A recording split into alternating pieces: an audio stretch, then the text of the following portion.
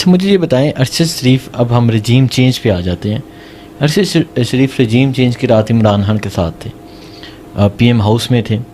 اس کے بعد واپس آ کے ان سے بات ہوئی کہ وہاں کیا ہوا, کس طرح حکومت گئی؟ انہوں نے کچھ بتایا آپ کو واپس آ کے؟ کیا بتایا انہوں نے جو آپ کو یاد ہو؟ ارشد اپنے ملک سے بہت محبت کرتے تھے اور ارشد اپنے ملک کو کرپشن فری دیکھنا چاہتے تھے. تو انہوں نے مجھے آ کے کہا کہ جبیرہ تمہارا شاید ابھی 12-13 سال کا تجربہ ہے جرنلزم کا, لیکن میں تم سے بڑا ہوں, میرے تو کم از کم 20-25 سال ہو چکے ہیں. میں نے آج تک خان جتنا ایماندار وزیر اعظم اس وزیر اعظم ہاؤس میں نہیں دیکھا کہ وہ ایک پانی کی بوتل ہوتی تھی تو وہ آ کر اگر وہ اٹھا لیتے تھے نا اسٹاف کے لوگ, تو وہ کہتے تھے نہیں رکھو, اس میں بھی آدھا پانی ہے. اور جس طرح ہم لوگ جاتے تھے تو چائے ناٹ لیوش قسم کی ساتھ جو ہائی ٹی اور اس طرح, یا پانی, کیونکہ کہتے ہیں ویسے بھی ضرورت نہیں, اپنے گھر سے کہا کے گئے ہوئے ہیں, اپنے آفس سے بھی ہم نے لنچ کیا ہوا ہے, تو ابھی کیا ضرورت ہے کہ ہم ایکسپیکٹ کریں کہ وزیر اعظم جو ہے وہ ہمیں کھانا کھلائے. تو کہتے ہیں کہ یہاں پر تو یہ سسٹم تھا کہ کوئی آ کے اس کرسی پہ بیٹھتا تھا تو وہ سب سے پہلے صحافیوں میں عہدے بانٹتا تھا, پھر وہ بڑے بڑے ظہرانے عشائیے دیتا تھا اور پیسے سے لوگوں کا منہ بند کراتا تھا. بٹ یہ ایک ایسا بندہ ہے کہ اس کے ساتھ لوگ جو ہیں وہ خود آ رہے ہیں, اس کی آئیڈیالوجی کو فالو کر رہے ہیں, اس شخص سے محبت کر رہے ہیں. کیوں؟ کیونکہ وہ اس کے اندر ایک سچائی اور ایک ایمانداری دیکھ رہے ہیں. ہاں ان کے ساتھ کچھ ایسے لوگ تھے جو کہ کرپٹ تھے, جو ٹھیک نہیں تھے. آپ کو پتہ ہے ارشد نے کتنے اسکینڈلز پی ٹی آئی کے بھی اس ٹائم پر جو ہے وہ کیے ہیں, اور مجھے کتنا جو اس وقت تنقید کا نشانہ بنایا گیا, میرے خلاف کمپینز بھی ہوئی. وہ ایک ہوتا ہے نا کہ کسی پارٹی کی کو کرو تو وہ اس کی فیملی کو, صحافی کی ٹارگٹ کرنا شروع ہو جاتے ہیں. لیکن عمران خان نے ان تمام لوگوں کو خود سے دور کیا, کیونکہ وہ یہ جانتے تھے کہ ارشد شریف اگر بات کر رہا ہے تو وہ ثبوتوں کے ساتھ اور دستاویزات کے ساتھ بات کر رہا ہے, وہ کسی ذاتی پر خواہش نہیں رکھتا. تو ارشد افسردہ تھے اور ارشد کو اس نظام پہ یقین تھا, لیکن وہ جو ایک ہارس ٹریڈنگ ہوئی, وہ جو ایک رجیم چینج کی سازشیں ہوئیں, پھر ان کو دھمکیاں آنا شروع ہو گئیں کہ عمران خان کا ساتھ نہیں دو گے. تو انہوں نے یہ کہا کہ میں کسی کا بینیفیشری نہیں ہوں, میں اپنی محبت جو سے اپنے اداروں سے محبت کرتا ہوں, اپنے وطن سے محبت کرتا ہوں اپنی ٹرمز پہ. آپ ان کو ڈکٹیٹ کر سکتے ہیں جن کو آپ نے عام بھیجے ہوں گے, جن کو آپ نے پیسے دیے ہوں گے, جن کو آپ نے فنڈنگز دی ہوں گی, اشتہارات دیے ہوں گے, مجھے نہیں کر سکتے. میں نیٹ اینڈ کلین بنتا ہوں. دھمکیاں سٹارٹنگ پہ ہی آنا شروع ہو گئے رجیم چینج کے فوراً بعد. جی ٹھیک ہے. ارشد شریف نے ایک سوال اٹھایا, وہ کون تھا؟ جی. اس کے بعد کتنی سختیاں ہوئیں آپ پہ, آپ کی فیملی پہ, ارشد پہ؟ وہ جو شو تھا نا وہ کون تھا, اس کے بعد سے تو مطلب things has been change for us. میں خود بہت زیادہ ایویشن کور کرتی تھی, مجھے ایویشن فوٹوگرافی کا بھی بہت شوق ہے. مطلب میں فرسٹ ایویشن فیمیل فوٹوگرافر ہوں. میل تو ہوں گے ڈیفینیٹلی, لیکن فیمیل نہیں تھی کوئی بھی. تو میں اڑتے ہوئے جہازوں کو کیپچر کر لیتی تھی, اور خاص طور پہ جیٹس کو کیپچر کرنا تو مجھے بہت ہی, میں ایک بڑا ایکسکلوسیو آرٹیکل کر رہی تھی اور میں نے اس جیٹس کی تصویریں بھی کھینچی ہوئی تھیں. اور مجھے ارشد نے آ کے کہا مجھ پہ پہلا مقدمہ ہو گیا ہے, وہ بھی کس چیز کا, غداری اور بغاوت کا. میرے ہاتھ سے وہ سب کچھ چھٹ گیا نا جو میں کر رہی تھی ٹائپ. وہ دن آج کا دن میں دوبارہ کسی دفاعی امور پہ کچھ بھی نہیں لکھا. وہ بہت لکھنے والے مل جائیں گے, میری ضرورت نہیں ہے لکھنے کی. شاید اس ریاست کو میری ضرورت نہیں ہے کہ میں اس محبت کا اظہار کروں جو میرے دل میں ابھی بھی ہے. مجھے ابھی بھی جیٹس بہت اچھے لگتے ہیں, مجھے ابھی بھی ایویشن اور طیارے بہت اچھے لگتے ہیں, لیکن میں وہ میرے ہاتھ سے وہ چیزیں گری ہیں. اور اس کے بعد سے کیونکہ میں یہ سوچ میں پڑ گئی کہ ایک شخص اتنا محب وطن ہے, اتنا زیادہ ٹیکس دیتا ہے, اتنا زیادہ اس کو درد ہے, وہ راتوں کو اٹھ کے اسکینڈلس یوں ہائی لائٹ کر رہے ہوتے تھے, وہ اسکین کر لیتے تھے. مجھے ایسا لگتا تھا اللہ نے ان کو اتنا لائک, اور مجھے, اور یہی لائک ہونا ان کا دشمنی کا باعث بنا کہ اگلوں کو ڈر تھا کہ یہ بندہ پڑھ کے چیزیں نکالتا ہے, یہ نا سنی سنائی باتیں نہیں کرتا جیسے ہمارے ہاں پرائم ٹائم کے اینکرز کہہ رہے ہوتے ہیں. انہوں نے آپ کے بارے میں یہ کہا, آپ ان کے بارے میں کیا کہیں گے؟ دس از دا ٹوٹل کانٹینٹ جو 8 بجے آ رہا ہوتا ہے, جس میں کوئی 4-5 لوگ ہوں گے دماغ کے ساتھ اور ریسرچ کے ساتھ اور عقل مندی کے ساتھ شو کرتے ہیں, باقی سب وہ پرومپٹر والے لوگ ہیں. تو میں تو 2 سال ہو گیا میں کسی کا شو نہیں دیکھتی, کیونکہ وہ آپ اس کی شکل دیکھتے ہو, آپ اس کی وابستگی نظر آنا شروع ہو جاتی ہے. مجھے ایسے شخص کا شو دیکھنا ہے یا ایسے شخص کا آرٹیکل پڑھنا ہے جو اپنا پسند ناپسند کو, میں بھی ہوں, میرا بھی ایک ٹلٹ ہے, میں بہت زیادہ پی ٹی آئی کو لے کے ووکل ہوں اور میں ان کے مظلومین کو سپورٹ کرتی ہوں, لیکن اگر آپ میرا آرٹیکل پڑھیں گے تو اس میں آپ کو ٹلٹ نہیں نظر آئے گا. میں سب کی بات کرتی ہوں, کسی نے کوئی اچھا کام کیا ہے میں اس کو اپریشیٹ کرتی ہوں. ہاں لیکن اب ایسا ہو گیا ہے کہ وہ فارم 45-47 کے درمیان. وہاں اسی بات پہ آتے ہیں کہ آپ کو ارشد شریف نے آ کے بتایا کہ پہلا مقدمہ ہو گیا غداری اور بغاوت کا, اس کے بعد کیا کچھ ہوتا رہا؟ وہ بیچارے صبر کرتے رہے, اب وہ صبح روز اٹھ کے 7 بجے کورٹ جائیں اور رات کے 10 بجے ان کا شو. اب میں کہوں یار میرے شوہر اتنا دیر کوئی بھی انسان فنکشنل نہیں رہ سکتا, وہ تھکتا ہے, اس کو نیند چاہیے ہوتی ہے, سکون. میں کہتی تھی آپ کورٹ کے بعد گھر آ جایا کریں, آپ تھوڑا سا سویا کریں, آرام کیا کریں, پھر آپ شو کے لیے جایا کریں, اس طرح آپ بہت ایگزاسٹ ہو جائیں گے. اس زمانے میں اس بندے نے میرے خیال میں 18 گھنٹے کام کیا اور صبر کے ساتھ اس تمام زیادتیوں کو, اس تمام انتقام کو جو ان سے بلا وجہ لیا جا رہا تھا. صرف وہ یہ کہہ رہے تھے نا بھائی رجیم چینج مت کیا کرو, ایک حکومت کو 5 سال پورے کرنے دیا کرو, ایک وزیر اعظم کو عزت سے 5 سال اس کو مت ذلیل کروایا کرو اتار کے. چلو جو پہلے ذلیل ہوئے بھی ہیں وہ اب کوئی میرٹ پہ ہوئے ہوں گے, وہ کرپٹ لوگ تھے, ان کی تو کرپشن عالمی طور پر آئی ہے, لیکن ایک بندہ جس نے کچھ کیا ہی نہیں اور اس کے خلاف آپ ووٹ آف کانفیڈنس لے آئے. لوگوں کی منڈی لگی ہوئی تھی ایک یہاں پر جو ایک ہاؤس کے اندر, آپ کو پتا ہے جو یہاں پہ اشارہ سندھ ہاؤس میں. تو آپ سوچیں اس کو اس چیز کا دکھ تھا کہ میرے ملک میں جمہوریت کو نہیں چلنے دیا جاتا, میرے ملک میں وزیر اعظم کی کرسی کو کھیل بنایا ہوا ہے, اور ایک ایسا شخص جس نے کچھ نہیں کیا اس کے اوپر آپ دیکھیں نا کتنے بوگس قسم کے مقدمے ہیں اس وقت. سارے مقدموں میں ان کی ضمانت ہو گئی ہے, تو ایک گھٹیا سا عدت والا کیس بنایا ہوا ہے. کوئی ان کے پاس ابھی لیکس, دبئی لیکس آئے ہیں, کیا اس میں عمران خان کا نام تھا؟ نہیں تھا نا. جن 3 پارٹیوں کے نام آتے ہیں, ایک نئی پارٹی بھی تو انٹر ہوئی ہے نا بیچ میں, پہلے تو صرف 2 خاندانوں کے ہوتے تھے, اب ایک اور پارٹی بھی انٹر ہوئی ہے جن کے بڑے اثاثے دنوں میں بن رہے ہیں. ٹھیک ہے, تو ارشد کو یہ دکھ تھا کہ آپ لوگ رجیم چینج مت کرو, آپ جمہوریت چلنے دو, اور آپ کو عمران خان کے ساتھ یہ سب نہیں کرنا چاہیے. ان کو سب سے زیادہ دکھ جمہوریت کے حوالے سے تھا. ٹھیک ہے, تو اب وہ اس جو کچھ زیادتیاں ان کے ساتھ ہو رہی تھیں وہ اس چیز کو گھر میں نہیں لاتے تھے, اور نہ وہ گھر میں غصہ کرتے تھے, نہ وہ گھر کے اندر چڑچڑا پن دکھا رہے تھے, وہ بہت صبر سے رہ رہے تھے. پھر ایک دن انہوں نے مجھے آ کے بتایا کہ آج مجھے فلاں ادارے کے دفتر میں بلایا ہوا ہے اور میں جا رہا ہوں, تو ذرا فون آف ہوں گے, پریشان نہ ہونا. میں نے کہا مت جاؤ نا, آپ وہاں کچھ کھانا نہیں, آپ کو سلو پوائزن نہ کر دیں. وہ بیوی ہوتی ہے نا, اس کو 100 طرح کے خدشے آ رہے, نہیں میں جاؤں گا. وہ واپس آئے تو انہوں نے کہا کہ ان لوگوں نے مجھے جو دھمکایا ہے. یہی بات انہوں نے اپنی والدہ کو بھی بتائی, جو انہوں نے پھر لیٹر میں لکھی, جو ارشد کی والدہ ہے رفعت آرا الوی. اب ارشد نے کہا کہ مجھے یہ کہا گیا ہے کہ رجیم چینج کی مخالفت نہ کرو, نئی حکومت کو سپورٹ کرو, اور عمران خان کو تو بالکل مطلب نہیں کرنا, پی ٹی آئی کو, ان کو ہم خود دیکھ لیں گے. تو ارشد نے کہا کہ میں تو وہ کروں گا جو میرا ضمیر کہتا ہے, اور میرا ضمیر یہ کہتا ہے کہ اس ملک میں جمہوریت ہونی چاہیے. اس ملک کا اس وقت کا جو قانونی وزیر اعظم تھا وہ عمران خان تھا. بعد میں الیکشن اگر میں ان کو لڑنے دیا جاتا تو ابھی بھی وہی وزیر اعظم ہوتے, لیکن دھاندلی ہو گئی. اب ارشد کو کیٹیگوریکلی یہ کہا گیا ہم تمہیں سر میں گولی ماریں گے, اچھا تاکہ تم بچ نہ سکو. اچھا, یہ تب ہی کہہ دیا گیا تھا جب وہ پاکستان تھے, اور پاکستان میں تھے جب انہیں بلایا گیا. جی, جب بلایا گیا ان کو وہاں پہ, یہ تب ہی انہیں دھمکی دے دی گئی تھی. جی. اس کے بعد ایسے کیا حالات پیدا ہوئے کہ ارشد شریف پاکستان چھوڑ کر گئے؟ یہ تو مجھے بھی آج تک بات سمجھ نہیں آتی, کیونکہ اگر ارشد شریف نے پاکستان چھوڑنا ہوتا نا تو وہ سب سے پہلے اپنی فیملی کو نکالتے اور پھر وہ خود جاتے. تو ہمارا ایسا کوئی پلان تھا ہی نہیں. میرا تو پاسپورٹ بھی ایکسپائر تھا اس ٹائم پہ, ایون ارشد کے پاسپورٹ پہ کوئی اسٹیمپ نہیں تھا. اگر ان کے ذہن میں یہ بات ہوتی کہ میں نے اسی ملک میں اگر نہیں رہنا تو وہ ڈیفینیٹلی اس کے لیے کچھ کرتے نا, اپنی فیملی کے لیے کوئی گھر لے لیتے, چھوٹا اپارٹمنٹ لے لیتے. ہم کو اتنے وہ تو ہے نہیں, آپ کو پتہ ہے وہ والے نوازنے والے جو صحافی ہیں وہ تو ہم ہے نہیں, تو ہماری تو کوئی احساس باہر نہیں ہے. لیکن اگر یہ کرنا ہوتا تو وہ یہ کرتے اپنی اس پیسے سے جو کہ انہوں نے قانونی طریقے سے اس ملک میں کمایا, اور اس پہ لاکھوں روپے ٹیکس بھی دیا.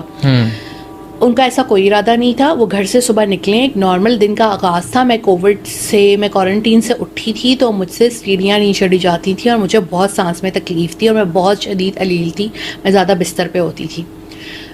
جولائی کے میرے کوارنٹین میں نے 15 دن تو ان کو نہیں آنے دیا. مجھے تھا کہیں ان کو نہ لگ جائے نا. وہ پھر بھی کوارنٹین توڑ کے بیچ میں آتے رہے, میری خیریت معلوم کرتے رہے. میری سالگرہ تھی, سالگرہ منائی, مجھے تحفے دیے اور پھول دیے, اور اس طرح. اس سب کے دوران جب ایک شخص پہ 16 FIR ہو چکی تھیں, اس کو یہ خیال تھا کہ میری بیوی علیل ہے, اس کو دوائیوں کی ضرورت نہ ہو, اسے پیسوں کی ضرورت نہ ہو, اسے پھول ملنے چاہیے, اس کو تحفے ملنے چاہیے, کہ اس کی سالگرہ بیچ میں آ کے گزر کے چلی گئی, وہ منا نہیں سکی. عید بھی تھی نا, میں عید بھی نہیں منا سکی تھی. تو چھوٹی چھوٹی اپنی گھر والوں کی تمام چیزوں کا بھی خیال رکھتے تھے. اب منہ سے کچھ نہ بولیں, لیکن میں کیا چہرہ نہیں پڑھ سکتی تھی کہ وہ کتنی تکلیف, کتنی پریشانی میں صبر کر رہے تھے. وہ ایک دم سے صبح کے ٹائم گھر سے نکل رہے تھے, پلٹے, اور مجھے ایک دم سے انہیں گلے لگایا کس کے. مجھے بہت حیرت ہوئی. میں نے کہا ارشد اس طرح تو آپ نے مجھے کبھی بھی گلے نہیں لگایا جاتے ہوئے نا, کیونکہ وہ تیار ہوتے تھے اور میرا اکثر ہوتا تھا کہ میرے میک اپ یا لپسٹک شپسٹک ہوتی تھی تو وہ ڈر ہوتا ہے نا وائٹ شرٹ پہ نہ لگ جائے کہیں حق کرتے ہوئے. اپنا خیال رکھو, اچھا اسٹیئرس نہ اترو, وہ رکھ دیں گے ہیلپرس, تم نہ آؤ. میں خود ان کو بٹھاتی تھی نا گاڑی میں, سب کچھ کرنا, سی آف کرنا, اور پھر واپس آتی تھی کمرے میں. اور نے کہا تمہیں بہت طبیعت خراب ہے تو تم سامان وامان میں اٹھا لوں گا, باقی ہیلپر شیلپر گیٹ کھول دیں گے, تمہیں کوئی ضرورت نہیں آنے کی, اوپر سے دیکھ لو. کیونکہ میں اینڈ تک دیکھتی رہتی, جب تک گلی موڑ نہیں جاتے تھے نا میں دیکھتی رہتی تھی. تو کہتے اوپر سے دیکھ لو. میں کہا اچھا ٹھیک ہے. میں چلی گئی اور ایسا کوئی بات ڈسکس ہی نہیں ہوئی کہ میں نے ملک ابھی میں رات کو ملک چھوڑ جاؤں گا. ایئرپورٹ پہ جا کے مجھے کہتے ہیں کہ میرے چینل کے پریزیڈنٹ کو گرفتار کر لی ہے تو مجھے ملک چھوڑ کے جانا پڑ رہا ہے, تم پریشان نہ ہونا. ایئرپورٹ پہ جا کے انہوں نے آپ کو کال کی؟ جی, جہاز کے اندر سے بیٹھ چکے تھے. اچھا, جہاز کے اندر بیٹھ چکے تھے. کیا بات کی انہوں نے؟ اب وہی آپ کو بتا رہی ہوں نا کہ انہوں نے کہا کہ مجھے ملک چھوڑ کے جانا پڑ رہا ہے اور میں اچانک سے نکلا ہوں, میں نے شو بھی نہیں کیا آج. میں بھی حیران ہو رہی تھی نا شو کیوں نہیں آ رہا, اور میں نکل گیا ہوں تو میں ابھی اس میں بیٹھا ہوں, تو میں تمہیں فون کر رہا ہوں جیسی تمہاری طبیعت ٹھیک ہو, تمہیں بیٹر فیل ہو, سانس لینے میں تکلیف کم ہو جائے اور چلنے پھرنے کے قابل ہو جاؤ, اور سب سے پہلے جا کے اپنا پاسپورٹ رینیو کراؤ. وہ کسی طریقے سے بھی چلی جاؤ نا, بس ہمت کر کے کہ تھوڑی بیٹھی رہنا اور کیوں کا انتظار, کیونکہ ہم کبھی بھی وہ وی آئی پی کلچر کے عادی نہیں تھے, ہم نارمل جگہوں پہ اپنے کام کرتے تھے, ہم کسی کی وہ نہیں لیتے تھے. تو تم میرے پاس آ جانا, پریشان نہ ہونا, ٹھیک ہے, یہ انہوں نے مجھے کہا. اور ہی لیفٹ. اچھا, میں بہت دیر ابزارو کرتی رہی کہ میرے ہسبینڈ کا تو پلان ہی نہیں تھا, وائی ہی لیفٹ. آخر کس نے ایسا کچھ کیا کہا ان کو کہ انہیں جانا پڑا. لیکن جب میں نے عماد بھائی کو ہتھ کڑیوں میں دیکھا, اور پھر 3 دن تو وہ غائب رہے تھے نا, ان کے گھر میں بہت توڑ پھوڑ ہوئی اور اس طرح ان کے گھر والے بہت ہراساں ہوئے, اور پھر وہ ان کو جب میں نے ہتھ کڑی میں دیکھا مجھے بڑی تکلیف ہوئی کہ ایک شخص صحافت کر رہا ہے, اس کا کیا جرم ہے, اس نے کچھ بھی نہیں کیا. وہ جو آپ کو یاد ہوگا شہباز گل والے انٹرویو کے بعد یہ سب شروع ہوا تھا نا. اچھا, پھر ارشد وہاں گئے تو وہاں بھی وہ ریسٹ لیس. میں اب نوٹ کروں اس چیز کو, تو مجھے کہتے ہیں فون کر کے وہ یہاں پر ان کے شرطیں آئی ہیں اور انہوں نے کہا کہ وہ جو بھی ان کے وہ ہوتے ہیں پولیس اور ان کے لوگ, انہوں نے کہا آپ یہ ملک چھوڑ دیں 24 گھنٹے کے اندر, ادروائز ہم آپ کو پاکستان ڈپورٹ کر دیں گے. اچھا, کتنی دیر رہے تھے دبئی, کتنے دن؟ ہارڈلی 8-9 دن. 8-9 دن ویزا تھا ابھی ان کے پاس. جب دوبارہ اپلائی کیا انہوں نے کینیا سے تو وہ ریجیکٹ کر دیا دبئی کی گورنمنٹ. اور یہ دبئی کی گورنمنٹ کی یہ صفاقی نیگلیجنس میں کبھی زندگی میں نہیں بھولوں گی. اچھا, انہیں پولیس ان کے پاس پہنچتی ہے؟ جی, انہیں کہتے کہ ہم آپ کو ڈپورٹ کر دیں گے, آپ کے ملک کا ہم پہ پریشر ہے, آپ کے ملک کا ہم انہیں واپس بھیجو. تو یہ ہماری ٹورسٹ ڈیسٹینیشن ہے, ہم یہاں پہ یہ چیزیں نہیں کرتے, تو آپ پلیز یہاں سے چلے جائیں کیونکہ آپ کے ملک کی طرف سے یہ آ رہے ہیں, ہم آپ کو واپس نہیں بھیج رہے, آپ یہاں سے چلے جائیں, کوئی اور فلائٹ لے کے کسی اور ملک پہ چلے جائیں. تو ارشد کے پاس ویزا تھا ہی نہیں کسی اور ملک کا, آذربائیجان کا تھا اور آئی تھنک کویت کا بھی تھا. وہ بہت چھوٹے چھوٹے سے نہیں ہوتے جو 15-30 ڈیز والے, لیکن ارشد جو ہے وہ یہاں چلے گئے. اور پھر ارشد نے مجھے اپنی والدہ کو بتایا ہی نہیں کہ میں کس ملک میں اور کس کے ساتھ ہوں, لیکن جب وہ ہمیں کال وال کرتے تھے تو ایک لیوش سیٹ اپ تھا, لگتا تھا ریلیکس ہیں, صحیح کام کر رہے ہیں. پھر وہ تھوڑا تھریٹس لیول بھی ان کو کم لگنے لگ گئے تو نے ویلاگ شیلاگ اسٹارٹ کر دیے, کیونکہ وہ ایک سورس آف انکم بھی نہیں تھا نا, جاب بھی چلی گئی تھی, اور وہ جاب سیلریڈ پرسن تھے, ان کے کوئی بزنس تو تھے نہیں, نہ ان کے کوئی جہاز تھے, نہ ان کی کوئی سوسائٹیز تھیں, تو وہ اپنی سیلری پہ چلتے تھے. یوٹیوب تو ان کی ایسی بوم کی اور اتنے زیادہ ان کو ویوز ملنا شروع ہو گئے. میرے خیال میں 10 سال سے یوٹیوب بنایا ہوا ہے, مجھے اب سلور بٹن کہیں جا کر ملا ہے, اور میں خیر اتنی نہ میں ارشد شریف ہوں آف کورس, اور نہ میں اتنا ریگولرلی کرتی ہوں. آپ کو پتہ نہیں تھا کہ ارشد شریف دبئی سے کینیا چلے گئے؟ نہیں, وہ ہمیں بتا کے نکلے, لیکن ملک نہیں بتایا نا ہمیں. انہوں نے کہا کہ یہاں پر پولیس آ گئی ہے ان کی, مجھے کہہ رہے ہیں کہ ہم آپ کو, اگر آپ گئے نہیں تو ہمیں مجبوراً آپ کو ڈپورٹ کرنا پڑے گا, آپ کی حکومت کا ہم پہ پریشر آ رہا ہے. پی ڈی ایم کی حکومت تھی اس سے, PDM 1 کی. تو مجھے بہت دکھ اور افسوس بھی ہوا. میں نے کہا ارشد آپ مجھے بتائیں, میں RSF کمیٹی ٹو پروٹیکٹ سے بات کرتی ہوں, میں کسی ایمبیسی میں چلی جاتی ہوں, میں ویل چیئر پہ چلی جاؤں گی, چلا نہیں جا رہا تھا مجھ سے, یہ مسئلہ مجھے بہت زیادہ اس وقت پیش آ رہا تھا کہ مجھے اسٹیرائڈس بھی لگے تھے, میں بہت تکلیف میں تھی اس ٹائم پہ. اور انہوں نے کہا نہیں, وہ کبھی بھی اپنے گھر والوں کو زحمت نہیں دیتے تھے. تو انہوں نے کہا میں سب کچھ کر لوں گا, تم پریشان نہ ہو, سب کچھ ٹھیک ہو جائے گا, اور میں جیسے ہی یہ یہاں پر قیادت چینج ہوگی تو میں دسمبر میں واپس آ جاؤں گا, تم کیوں پریشان ہوتی ہو. ہاں, اگر تمہاری طبیعت ٹھیک ہو گئی ہے, تم ٹریول کر سکتی ہو, تو پھر تم اپنا ویزا لگوا کے جہاں میں تمہیں بلاؤں گا جس ملک وہاں آ جانا, لیکن دبئی وایا دبئی نہ آنا. اچھا جی, ابھی تک آپ کو پتہ نہیں تھا کہ وہ کینیا میں؟ انہوں نے ہمیں آخری دم تک نہیں بتایا. ہمیں تو جب لوگوں کی کالز آنا شروع ہوئی ہیں, جب ٹی وی پہ چلنا شروع ہوا ہے, جب کینیا کے نمبرز جرنلسٹ کی مجھے کالز آنا شروع ہوئی ہیں, اس دن مجھے پتا چلا کہ وہ کینیا میں تھے. انہوں نے نہیں بتایا ہمیں. اچھا, یہ بھی نہیں پتا کہاں گئے, کس کے پاس رکے؟ نہیں, ہم انہیں نہیں جانتے وہ لوگ کون تھے. ٹھیک ہے, آپ نہیں جانتے. ارشد شریف کی شہادت کی خبر اس سے پہلے آخری دفعہ جو آپ کی ارشد سے بات ہوئی, آخری دفعہ کیا بات ہوئی تھی؟ 21 اکتوبر کو ہم نے ویڈیو کال پہ بات کی تھی کافی دیر, اور وہ he was not a video call person. وہ چلنا شروع ہو جاتے تھے, وہ صرف 5 منٹ کر سکتے تھے, بٹ انیوژلی وہ 20-25 منٹ کی کال ہو گئی. اور بہت ساری ہم نے باتیں کی, ملک کی باتیں, اپنی باتیں, آگے کی باتیں, کتابوں کی, مطلب رینڈم ایسے ہوتا ہے نا کہ بندہ دل کھول کے. He was happy, he was relax. انہیں کوئی پتہ نہیں تھا کہ یہ 2 دن بعد ہونے والا ہے. میں نے ان کو پہلی دفعہ سارے رجیم چینج کی منحوسیت کے بعد ایک ریلیکس اس میں دیکھا تھا. اور مجھے نا تنگ کرے جا رہے, میری آنکھوں میں لائٹیں یوں کر کے نا اینگل چینج کر رہے ہیں, تو وہ لیمپ جو اسٹڈی لیمپ تھا وہ میری آنکھوں میں لگ رہا ہے. میں کہا یار ارشد کیا ہے, آپ بچے ہو؟ میں کہا آپ کو نظر آ رہا ہے کہ وہ مجھے بادر کر رہا ہے. کہتے اس لیے میں تمہیں تنگ کر رہا ہوں نا, جان کے نا. میں کہا مجھے تنگ نہ کریں. میں کہتی دور ہم ایک دوسرے سے بیٹھے ہوئے, یا میں لڑائی کر کے فون رکھ دوں گی, آپ مجھے تنگ کر رہے ہو نا. تو شکر ہے میں نے فون نہیں رکھا, ورنہ یوزلی ہوتا ہے نا کہ آپ تھوڑا کرینکی ہو رہے ہوتے ہو جب اپنے ہسبینڈ سے دور ہو, آپ سے مس کر رہے ہوتے ہو. ان کی آنکھوں میں اتنی محبت تھی میرے لیے, اتنا سکون تھا, اور اتنی ریلیکس تھے وہ کہ سب کچھ اس ملک پہ ٹھیک ہو جائے گا دسمبر کے بعد. اور یہ وہ 2 ان کی غلطیاں ہیں زندگی کی, ایک عدلیہ پہ اعتماد کرنا کہ وہ مجھے انصاف دے دیں گے, اور ایک یہ کہ دسمبر کے بعد سب چینج ہو جائے گا. انہوں نے مجھے یہاں تک بتایا تھا کہ نئی قیادت کون سی آ رہی ہے.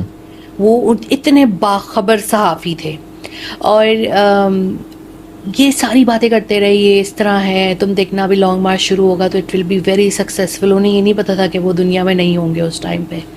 اور بہت زیادہ وہ عمران خان سے ایک محبت, عقیدت. یوزلی میں نے ان کو کسی پولیٹیشین کے لیے اتنا وہ نہیں دیکھا ارشد کو. ارشد واز اے ویری, نہیں ہوتا بہت ذرا دور رہنے والے لوگوں میں سے, بٹ ان کا ایک لاسٹ ایئر ان کے ساتھ ایک بہت اسپیشل بانڈ تھا. تب وہ ڈس اپوائنٹ نہیں تھے, تب ہیپی تھے. میں آپ کو بتا رہی ہوں 21 کی کال میں نے انہیں پورے اس رجیم چینج کی ضلالت, منحوسیت, بربریت, فرعونیت جو ہمارے ساتھ ہوئی ہے, sorry for my this language, sub time بندے کو غصہ آ جاتا ہے. پہلی بار میں نے ان کو مطمئن دیکھا تھا 21 کو. ان کے چہرے پہ کوئی سکون اور اطمینان تھا جو کہ بہت, کیونکہ ایک بندہ اپنی ریاست سے چھپ رہا ہے, وہ بیچارہ پریشان ہے, اس کی اپنی ریاست اس کے پیچھے پڑ گئی ہے فار نو ریزن. وہ کوئی لانچ میں سفر تھوڑی کر رہے تھے, پاسپورٹ پہ ہی سفر کر رہے تھے نا. ان کو پتا تھا کہ وہ کدھر ہیں, ہمیں ہی نہیں پتا تھا, کیونکہ میں ڈگ نہیں کرنا چاہ رہی تھی. میں یہ نہیں چاہتی ان کی کوئی سیکیورٹی کمپرومائز ہو جائے یا کیا. میں نے 2-3 دفعہ ان سے پوچھا, انہوں نے منع کیا تو میں منع ہو گئی. پھر مجھے میری ساس نے کہا کہ بیٹا پوچھو اس سے, میں بہت پریشان ہوں, میں تو فون بالکل تکیے کے پاس رکھ کے سوتی ہوں, کہ پتہ کرو وہ کدھر ہے. میں نے کہا آپ کو پتہ ہے کہ جب ارشد صاحب کہہ دیں نا ہاں تو ہاں ہوتا ہے, نہ تو نہ ہوتا ہے. میں دوسری دفعہ نہیں پوچھ سکتی ان سے. بس جہاں بھی ہیں مجھے لگتا ہے کہ اب وہ تھوڑا ٹھیک ہے, اب تھوڑا ہیپی ہیں. اب 22 کو انہوں نے مجھے کال ہی نہیں کی, میسج سب ایکسچینج ہوئے. میں کچھ بینکنگ کا پوچھ رہی تھی, کچھ طرح کی چیزوں کا ان سے پوچھ رہی تھی, ایک اسٹوری کا پوچھا ان سے. کبھی کوئی انویسٹیگیٹو چیز ہوتی تھی نا, میں کیونکہ انویسٹیگیٹو جرنلسٹ ہوں, تھوڑا ان کی ہیلپ لے لیتی تھی. یوزلی میں اپنے آرٹیکل میں کبھی ہیلپ نہیں لیتی تھی, کیونکہ وہ کہتے تھے تمہاری اردو بہت اچھی ہے, مجھ سے زیادہ اچھی ہے. ان کی انگریزی غضب کی تھی, میری اردو بہت اعلیٰ تھی. تو مجھے کہتے ہیں تم ایسے ٹاپکس نہ چھیڑنا کہ تمہیں تنگ کیا جائے پیچھے سے, تم بس کول ٹاپکس, کوئی سیاحت والے, کوئی اس رنگی چیزوں پہ رہو, فی الحال نہ ان کو چھیڑو, ان کو کرٹیسائز مت کرو, اور اتنا ٹویٹر بھی یوز نہیں کرو کہ تم بیمار بھی بہت ہو نا.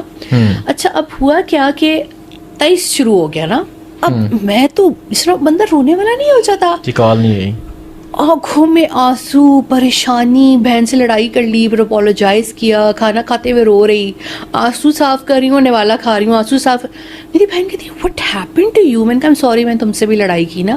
کہتی ہے مسنگ ارشد نا. میں نے کہا ہاں شاید. میں نے کہا پتہ نہیں میرے ہارٹ کو کچھ ہو رہا ہے, کووڈ کا کوئی سمٹم ہے, میرے بار بار پمپ ہو رہا ہے, ایک دم سے میرا ہارٹ یوں ہو رہا تھا. میں کہا پتہ, اور میں روئے جاؤں, ٹھیک ہے. پھر میں نے کہا کہ نہیں میں نا نہا لیتی ہوں, اور ٹائم تھا 9-10 بج رہے تھے. میں نے کہا کہ میں پھر ارشد کو میں نے میسج کیا, اس سے پہلے جو 2-3 میں نے میسج کیا انہوں نے جواب دیا, لیکن وہ جو میں نے میسج کیا نا, اچھا میں شاور لے کے آپ کو بعد میں ذرا میسج کرتی ہوں, میں انویل سا فیل کر رہی ہوں, میں ریسٹلیس ہوں. میں نے ان کو کہا میں گئی ہوں, میں نے شاور لیا, میں باہر آئی ہوں, میں نے اپنے فونس نہیں دیکھے, اپنے گیجٹس نا. میں لائبریری میں جا کے بیٹھ گئی, کتابیں پڑھتی رہی, کچھ نوٹس اپنے لکھے. میں واپس آئی ہوں تو میں نے کہا کہ ارشد نے کال ہی نہیں کی. میں پھر مجھے بڑا حیرت ہوئی, ایسے کیسے کہ مجھے کال نہ کرے, تو روز کال کرتے تھے مجھے. تب تک یہ سب کچھ ہو چکا تھا اس 1-1.5 گھنٹے میں جس میں میں رو رہی تھی, اور جس میں مجھے وہ پتہ نہیں واللہ کی طرف سے ہوتا ہے نا, بہت تکلیف میرے دل کو ہو رہی تھی. مجھے لگ رہا تھا پتہ نہیں شاید مجھے کوئی انجائنا یا کوئی ہارٹ کی بیماری ہو گئی ہے کووڈ کے بعد, اس طرح کی فیلنگ آ رہی تھی, نوزیا, ٹرائنگ اسپیل اور اس طرح. میں نے ان کو میسج کیے, وہ ڈیلیور ہی نہیں ہوئے. میں نے کہا فون بند ہے, وہ بھی مجھے بہت بڑی جھٹکا لگا نا. اس کے بعد مجھے لوگوں کی کالز آنا شروع ہو گئیں 1:30 بجے کے قریب, میسج کال. میں یوزلی اپنے فون میوٹ رکھتی ہوں اور میں بالکل بات نہیں کرتی رات کے ٹائم کسی سے بھی. ان کے پروڈیوسر کی کال آئی ایسوسیٹ کی, تو میں نے کہا مجھے بڑا, اور کہتے ہیں ارشد صاحب کا ایکسیڈنٹ ہو گیا ہے, تو وہ زخمی ہیں, ان کو ہاسپٹل لے کے جا رہے ہیں. تو میں نے کہا میں آپ کو بتا دوں. میں نے کہا اتنا ہائٹڈ ٹال بندہ, گریسفل, حسین, خوش لباس, اتنا اللہ تعالیٰ نے اس کو اچھا اسٹرانگلی بلڈ بندہ تھا نا. میں نے کہا کچھ بھی نہیں ہوا ہوگا, ہی ول سروائیو. یہ تو پتہ ہی نہیں تھا نا کہ سر میں گولی ماری ہے یا ان کی شہادت ہو چکی ہے یا کیا. لوگ اتنے ظالم ہوتے ہیں, اتنے نیچ ہوتے ہیں, اتنے گرے ہوئے ہوتے ہیں کہ مجھے وہ تصویریں بھیج کے پوچھ رہے تھے یہ ارشد ہے. دین آئی کم ٹو نو, میں تو اس کا ایک ہاتھ کا تل دور سے پہچان لوں تو مجھے کیا نظر نہیں آئے گا کہ وہ میرا شوہر ہے. پھر مجھے پتہ چل گیا. پھر یہاں گھر میں کافی لوگ آ گئے, انہوں نے بتایا, پھر بالکل کنفرم ہو گیا. 5-6 بجے نے اپنی بہن سے کہا کہ آپ یہ نا ذرا ٹویٹ کر دو لکھ کے. مجھ سے لکھا بولا نہیں جا رہا تھا اس ٹائم پہ, اور بہت زیادہ وہ جس طرح ہوتا ہے نا, آپ جس طرح بے ہوش ہو رہے ہوتے اور دوبارہ نارمل ہو رہے ہوتے, اس طرح کی فیلنگ آ رہی تھی. وہ تصویریں دیکھنے کے بعد, جو گاڑی میں ان کی تصویریں ہیں, اس کے بعد مجھے یقین ہوا کہ ہی از نو مور.